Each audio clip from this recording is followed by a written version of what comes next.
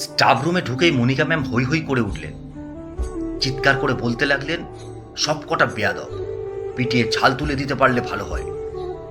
কোন পরিবার থেকে এরা আসে কি জানি। মনিকা ম্যাম অল্পতেই রেগে যান। এটা তার জন্মগত স্বভাব। স্কুলে ছাত্রীদের সবচেয়ে বকাঝকা তিনিই বেশি করেন, কিন্তু স্টাফ রুমে এসে এভাবে রিয়্যাক্ট করেন না, অন্তত আজ যা করলেন। বয়োজ্যেষ্ঠ কবিতাদি ৩-৪টি চেয়ার পার হয়ে এগিয়ে এলেন।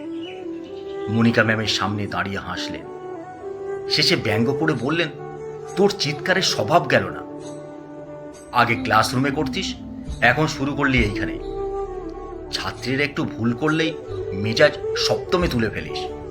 বয়স হয়েছে, রাগ একটু কমা। মনিকা ম্যাম হাতের সাদা রুমালে কপালের বিন্দু বিন্দু ঘাম মুছে মেজাজ তার সপ্তমে চড়িয়ে বললেন, কি সাহস ভাবুন আপনি, ক্লাস 5-এ পড়ে, বইয়ের লেখা দেখিয়ে বলছে ভুল।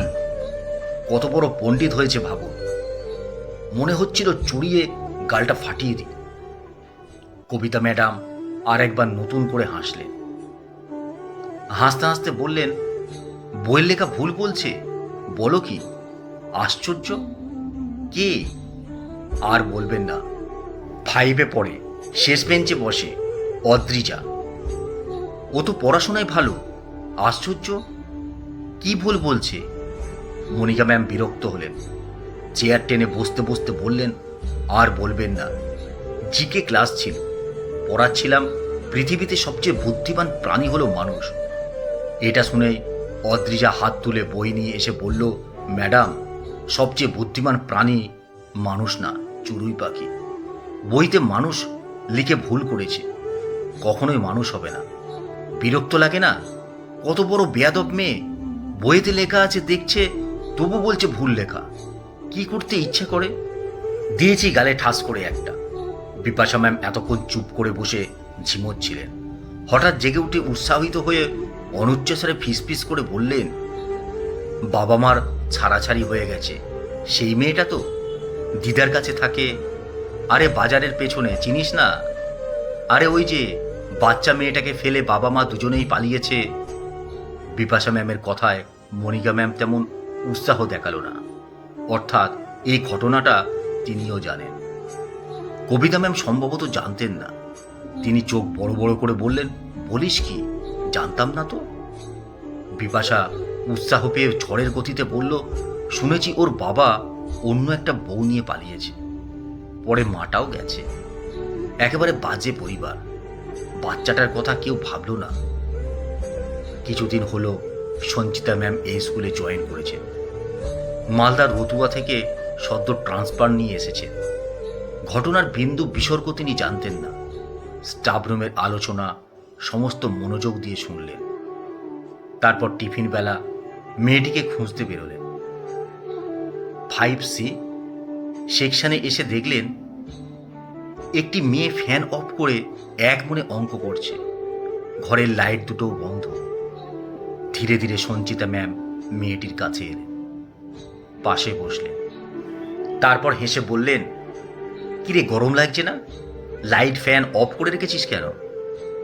অদ্রিজা অঙ্ক বন্ধ করে উঠে দাঁড়ালো।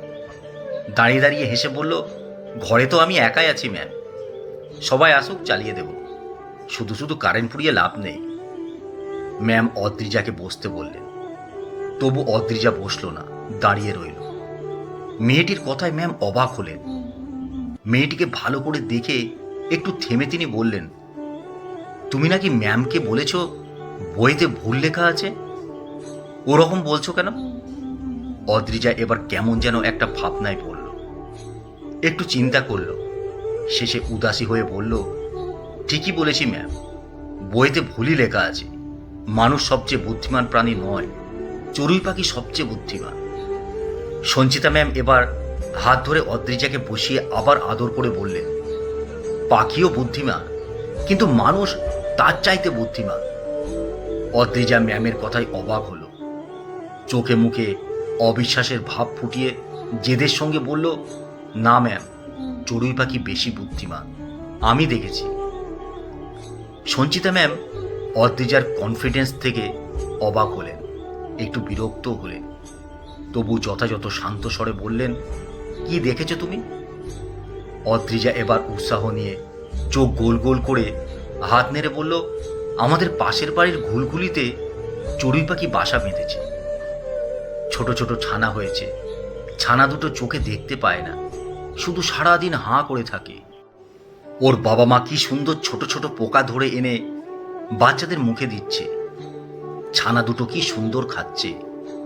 খাওয়া হয়ে গেলে চড়ুই পাখি বাচ্চাদের খুব আদর করছে। আমি দেখেছি ম্যাম, আমি দেখেছি। সঞ্চিতা ম্যাম মাথা নিচু করে এতক্ষণ শুনছিল অদ্রিজার কথা। হঠাৎ কি মনে হতে তাকিয়ে দেখল মেয়েটির চোখ দিয়ে ঝরঝর করে জল পড়ছে। মেয়েটি বাঁ হাতে চোখের জল মুছে আবার কিছু বলার চেষ্টা করছে। একটু থেমে দম নিয়ে চোখ মুছে অদ্রিজা আবার বলল, আমারও তো বাবা মা আছে, আমিও সারাদিন তাকিয়ে থাকি।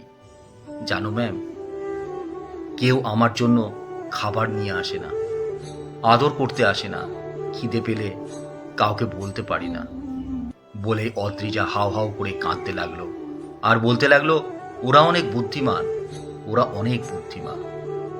মানুষ বুদ্ধিমান নয়, কখনো মানুষ বুদ্ধিমান নয়। সঞ্চিতা ম্যাম উঠে গিয়ে অদ্রিজাকে বুকে টেনে নিয়ে চুপ করে দাঁড়িয়ে রইলেন। অনেকক্ষণ দাঁড়িয়ে থাকার পর অনুভব করলেন তারও চোখ দুটো ভিজে গেছে জলে। বড় কষ্টের সে জল, বড় বেদনার সে জল।